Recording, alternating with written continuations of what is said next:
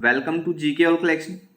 आज है 15 जुलाई और 15 जुलाई 2023 से करंट अफेयर से जितने भी प्रश्न जो कि प्रतियोगी परीक्षाओं की दृष्टि से महत्वपूर्ण होंगे उन सभी के बारे में हम डिस्कस करेंगे। साथ ही प्रश्नों से संबंधित महत्वपूर्ण फैक्ट की भी चर्चा करेंगे। आज की क्लास की प्रैक्टिस टेस्ट पीडीएफ और आंसर की पीडीएफ आपको वीडियो के डिस्क्रिप्शन में मिल जाएगी। पीडीएफ आपको हमारे टेलीग्राम ग्रुप में मिल जाएगी। टेलीग्राम ग्रुप का लिंक मैंने डिस्क्रिप्शन में दे दिया है, वहां पर आपको सभी पीडीएफ एक साथ मिल जाएंगे। वीडियो को एंड तक देखें। वीडियो के एंड में जनरल साइंस का एक क्वेश्चन मैं आपसे पूछूंगा जिसका आंसर आप कमेंट सेक्शन में दे सकते हैं। डेली करंट अफेयर्स वीडियो देखने के लिए जीके ऑल कलेक्शन को सब्सक्राइब करें। तो चलिए शुरू करते हैं।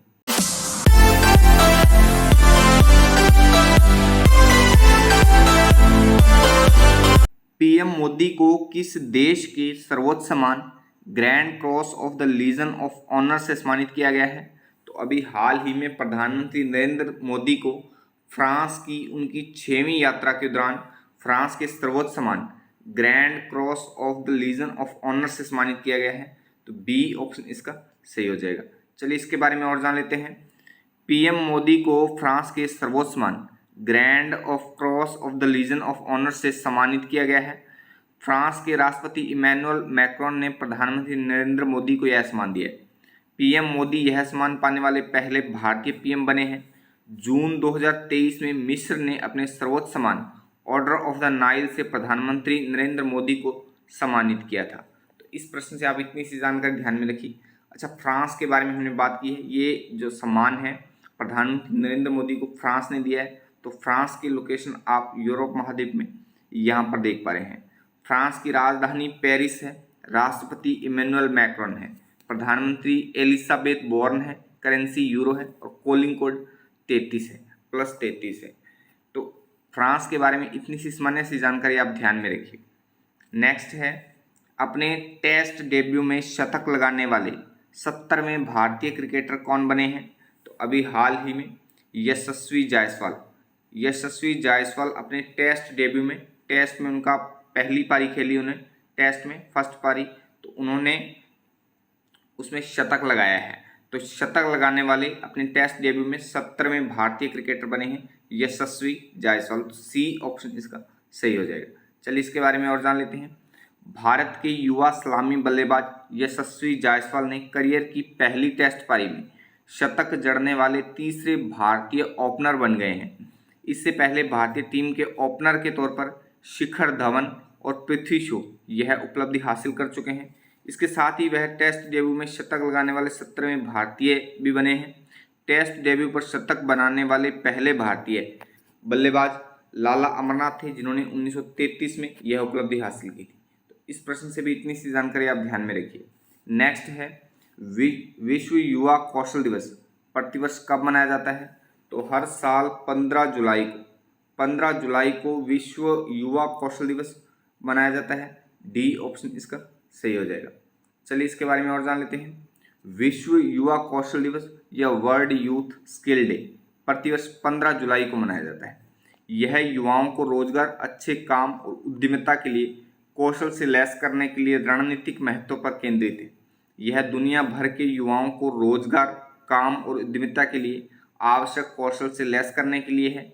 अच्छा, इस वर्ष की थीम जो है विश्व युवा कौशल दिवस की, तो थीम महत्वपूर्ण है। थीम के बारे में देखिए, परिवर्तनकारी भविष्य के लिए शिक्षकों, प्रशिक्षकों और युवाओं को कुशल बनाना।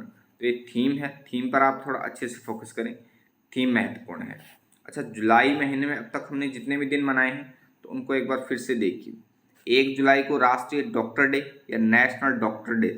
2 जुलाई को विश्व खेल पत्रकार दिवस या वर्ल्ड स्पोर्ट्स जर्नलिस्ट डे। 3 जुलाई को अंतर्राष्ट्रीय प्लास्टिक बैग मुक्त दिवस या international plastic bag free day. वहीं 4 जुलाई को अमेरिकी स्वतंत्रता दिवस। 6 जुलाई को विश्व जोनसिस दिवस या वर्ल्ड जोनसिस डे। 7 जुलाई को विश्व चॉकलेट दिवस या वर्ल्ड चॉकलेट डे। वहीं 7 जुलाई को किस्वाहिली भाषा दिवस या वर्ल्ड किस्वाहिली लैंग्वेज डे। 8 जुलाई को राष्ट्रीय ब्लूबेरी दिवस या नेशनल ब्लूबेरी डे। 9 जुलाई को राष्ट्रीय विद्यार्थी दिवस या नेशनल स्टूडेंट्स डे। 10 जुलाई को राष्ट्रीय मत्स्य किसान दिवस या नेशनल फिश फार्मर्स डे। वहीं 11 जुलाई को विश्व जनसंख्या दिवस या वर्ल्ड पॉपुलेशन डे। 12 जुलाई को विश्व पेपर बैग दिवस, 13 जुलाई को अंतर्राष्ट्रीय रॉक दिवस या इंटरनेशनल रॉक डे, और आज हमने बात की है विश्व युवा कौशल दिवस या वर्ल्ड यूथ स्किल डे 15 जुलाई। तो अब तक हमने इतने दिनों की बात की है। जैसे जैसे हम आगे दिनों को पढ़ते चलेंगे वैसे वैसे पीछे के दिनों को साथ ही रिपीट करते चलेंगे। अच्छा, अगर ये क्लास आपके लिए हेल्पफुल है, आप इस क्लास से कुछ सीख रहे हो, तो वीडियो को लाइक कमेंट करके शेयर जरूर कर दिया करो। आपके एक लाइक और कमेंट से मुझे मोटिवेशन मिलता है और मैं हर रोज़ एक नई एनर्जी के साथ आपके लिए अच्छे से अच्छा कंटेंट बना पाता हूँ। चलिए नेक्स्ट है, भारत ने चंद्रयान 3 मिशन लॉन्च कर दिया है। इस मिशन के प्रोजेक्ट डायरेक्टर कौन है? तो इसका सी ऑप्शन सही हो जाएगा, पी वीर मुथुएल। भारत ने अभी हाल ही में 14 जुलाई को चंद्रयान 3 मिशन लॉन्च किया है। तो उसके जो प्रोजेक्ट डायरेक्टर हैं वो पी वीर मुथुएल हैं। सी ऑप्शन इसका सही हो जाएगा। चलिए इसके बारे में और जान लेते हैं। भारतीय अंतरिक्ष अनुसंधान संगठन यानी इसरो ने भारत के तीसरे मून मिशन चंद्रयान 3 को सफलतापूर्वक लॉन्च कर दिया है। इसे सतीश धवन अंतरिक्ष केंद्र से लॉन्च किया गया है। जो लॉन्च व्हीकल है वो LPBM 3 है। LPBM 3 व्हीकल से लॉन्च किया गया है। चंद्रयान 3 अंतरिक्ष यान और मून पर सॉफ्ट लैंडिंग करने के इसके मिशन के प्रोजेक्ट डायरेक्टर पी वीर मुथुएल हैं, जो 2019 में चंद्रयान 2 मिशन में भी शामिल थे।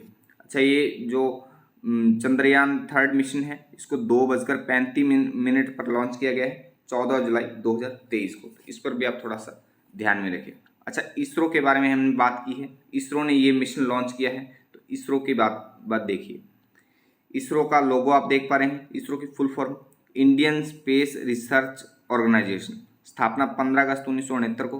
प्राथमिक अंतरिक्ष जो बंदरगाह है वो सतीश धवन अंतरिक्ष केंद्र श्रीहरिकोटा आंध्र प्रदेश है, जहां से चंद्रयान 3 अभी हाल ही में लॉन्च किया गया है। चंद्रयान 3, तो निदेशक एस सोमनाथ हैं। तो इसरो के बारे में भी इतनी सी सामान्य सी जानकारी आप ध्यान में रखिए।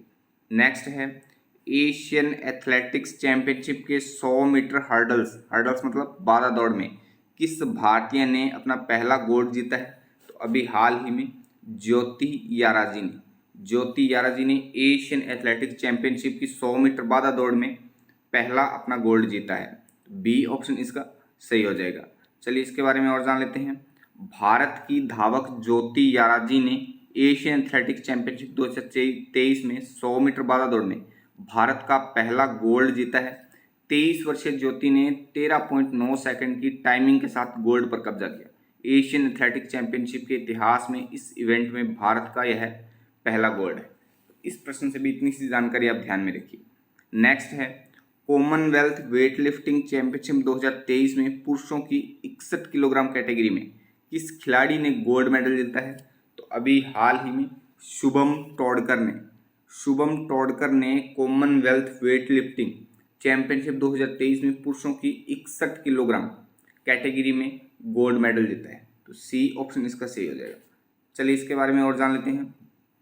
भारत के शुभम टोडकर और पोपी हजारिका ने क्रमशः पुरुषों के 61 किलोग्राम और महिलाओं के 59 किलोग्राम वर्ग में स्वर्ण पदक जीता है।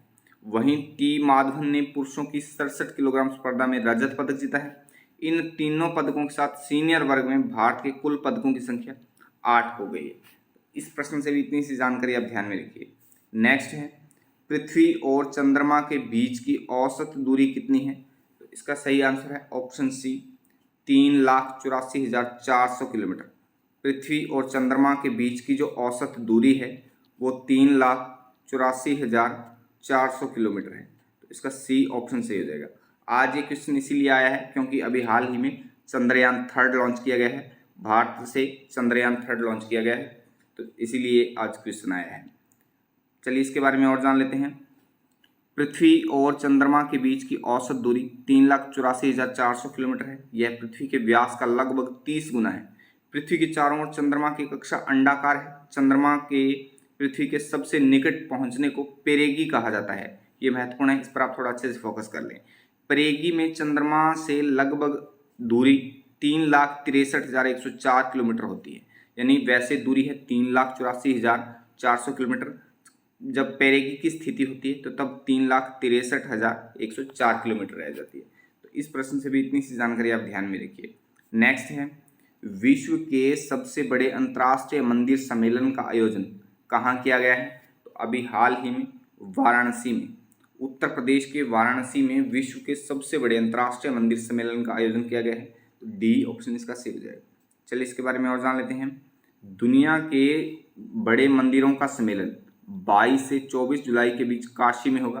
22 से 24 जुलाई 2023 के मध्य विश्व का सबसे बड़ा अंतर्राष्ट्रीय मंदिर सम्मेलन और एक्सपो का आयोजन वाराणसी के रुद्राक्ष कन्वेंशन सेंटर में किया जाएगा। इससे 25 देशों के साथ 450 से ज़्यादा मंदिरों के पदाधिकारी हिस्सा लेंगे। तो इस प्रश्न से भी इतनी सी जानकारी आप ध्यान में रखिए। अच्छा, कल की वीडियो का चैलेंज क्वेश्चन था, नाइट्रोजनी उत्सर्जी पदार्थों में सबसे अधिक मात्रा में पाया जाता है। इसका सही आंसर था option D, urea. D option इसका सही था, यूरिया। आज की वीडियो का चैलेंज क्वेश्चन है, मानव शरीर में पिट्यूटरी ग्रंथि कहाँ स्थित होती है? तो इस क्वेश्चन का आंसर आप कमेंट बॉक्स में कमेंट करके जरूर बताएं। चलिए आज की वीडियो की एंडिंग करते हैं। Keep claim, have patience and keep moving forward से, अर्थात शांत रहो, संयम रखो और बढ़ते चलो। जय हिंद, जय भारत।